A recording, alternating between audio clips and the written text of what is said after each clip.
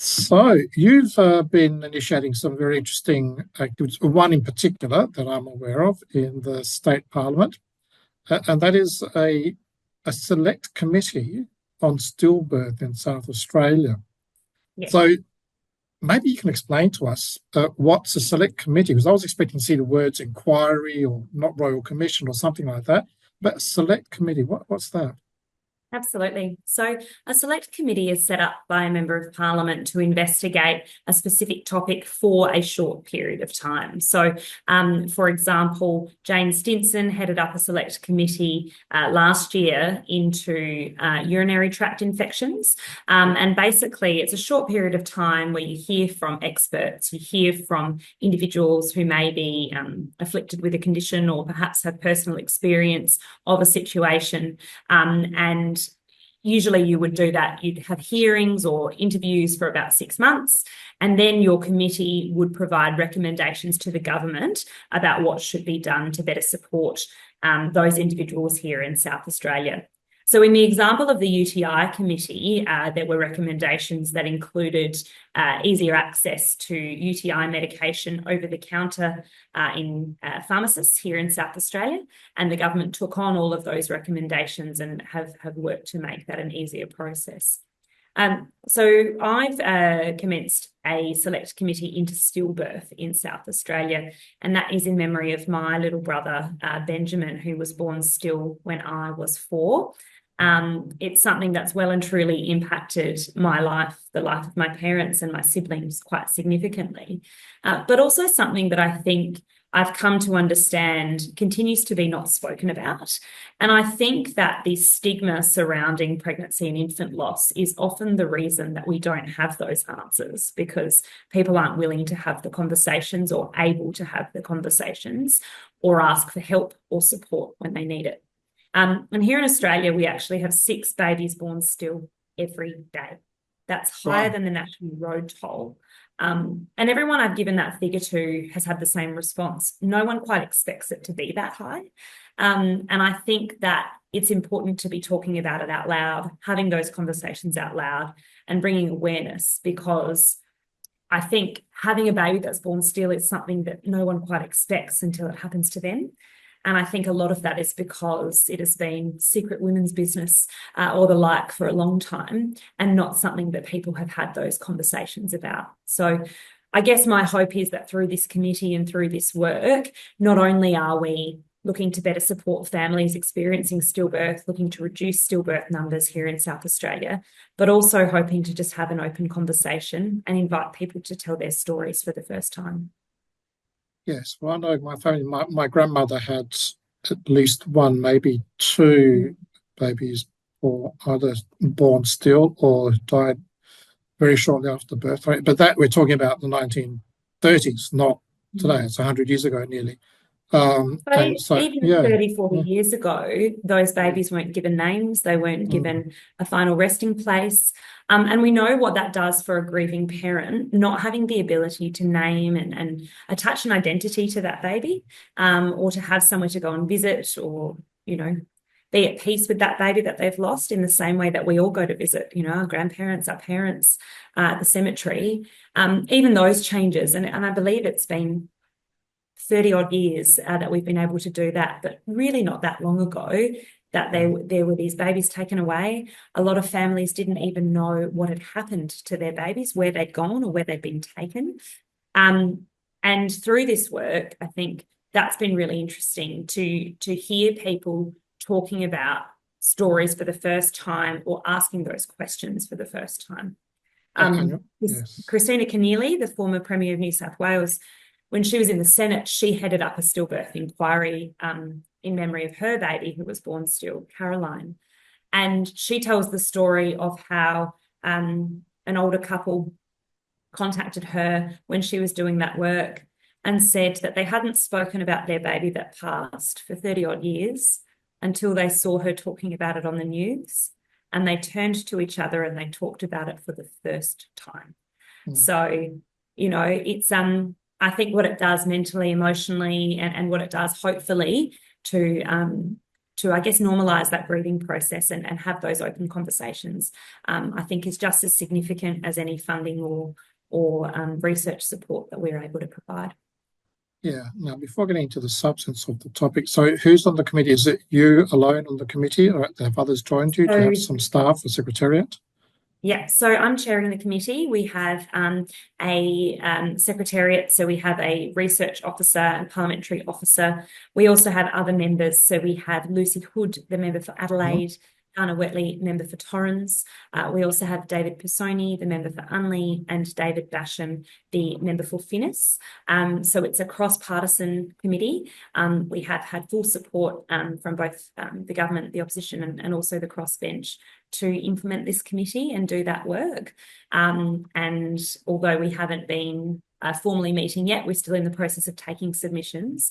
Everyone's been really supportive of the cause, and everyone has a story of their own to some degree of infant or child loss that they've shared, and I guess a passion for the work that we're doing in that space.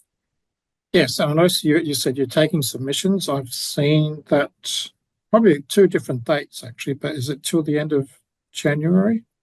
Yes, so 31st of January, we're closing submissions. And we may extend that depending on how many submissions we receive. But the thing that I think is important to stress is that when making a submission, some individuals will like that submission to be private or anonymous. And we would ask the individual to make that clear in their submission. We are very much open to allowing the submissions to be anonymous. We know it's tough to talk about, and that's important to acknowledge. But yes, we're seeking submissions from peak bodies, researchers, health professionals, but most importantly for me, I think the evidence or the thoughts that we would like to hear are from bereaved families, what their experiences were, what they think could have been done better, and I think that will really shape the work that we do and the recommendations that we pursue when the committee wraps up. Yeah, so then do you anticipate having public hearings, or yes. after submissions have come in, and then Yes, so generally what we would do in a committee like this is we would invite some of these submitters to come and speak to us in person to present. We'll generally invite the peak bodies and a number of the perhaps bereaved parents who have made a submission. Some have asked to speak in person, and we'll use that to compile our report and our recommendations. Again, we'll see where we're at on the 31st of January to see if we need to extend that period. But once we have a good amount of submissions, we'll start calling on witnesses to come and present to us in person. And again, I think that's really important to have those public hearings, because to see the emotion behind it, hear the actual stories from those individuals who've lost babies makes a huge difference. And I think, again, I hope it's somewhat cathartic for those individuals making those submissions as well, having the opportunity to speak about their lost babies and speak about them out loud. And I know for my mum, for example, she said to me, "Isn't it so wonderful that this is the legacy of my baby who I didn't think would have a legacy?" Yes. And I think that's really special to know that, you know, that they've lost a child, but perhaps that child can contribute to the work of that we're doing as a government, and perhaps support other families in the future. Yes. And you're receiving submissions, so do you have a feel yet for any themes that are coming out? Yeah, so when I spoke with Kristina Keneally, so they ran this wonderful inquiry into stillbirth in the federal parliament. And most of that was, I guess, related to research effort and awareness programs. So a lot of the work that came out of that funded programs to teach people about safer sleeping and that sort of thing, monitoring fetal movements and that sort of thing whilst a mother is pregnant. And that's really, really important, particularly in culturally and linguistic diverse communities where perhaps that understanding or the cultural norms are slightly different to those in other communities. But what Kristina said to me, and she was really firm on this, she said that the states need to be doing the work in terms of bereavement supports. And of course, if you give birth in South Australia, you're giving birth in a hospital, which is under the purview of the state government. And the supports that are provided to you are from SA Health or from the private hospital system. So it really does need to be the states that are providing the appropriate bereavement support. A good example of that, and I'm really, really proud of this work, the government has invested in this clinic at the Women's and Children's called the Wortley Clinic. And basically that's a clinic for parents who have lost a baby, whether miscarriage or stillbirth. There is a clinic that you can go to for centred care throughout the journey to have another baby afterwards, should you choose to. In 2024, the Wortley Clinic supported 20 parents to successfully bring their babies into the world after loss. And we do know that the mental element of firstly trying for a baby, but also the anxiety of carrying that baby to term and a healthy baby to term can be really significant for both parents, but particularly for mums. And the Wortley Clinic has done just incredible work in supporting those parents and bringing those babies, healthy babies, into the world. But I think for us, it shows that the work that needs to be done from an SA Health perspective is really key, because we cannot stop all stillbirths, but we can make sure that we do support parents better in the moments, minutes, hours, months after the loss of that child, and also in that continued journey if they do decide to have future children after that loss. Okay. So that's interesting. Well, I'd like to talk more about that in future.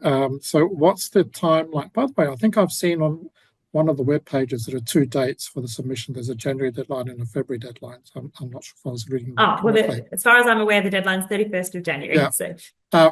So you receive the submissions, have some hearings, then eventually write a report. Yes. Current timeline, anticipated timeline? It's hard to say. It depends on the level of submissions that we receive. We haven't received a significant number yet, but I do get the impression and have heard from a number of individuals that they'll probably be likely to send it in the last few days. They want to make sure it's done really well. Yeah, well, the Christmas season gets in the way too. Absolutely.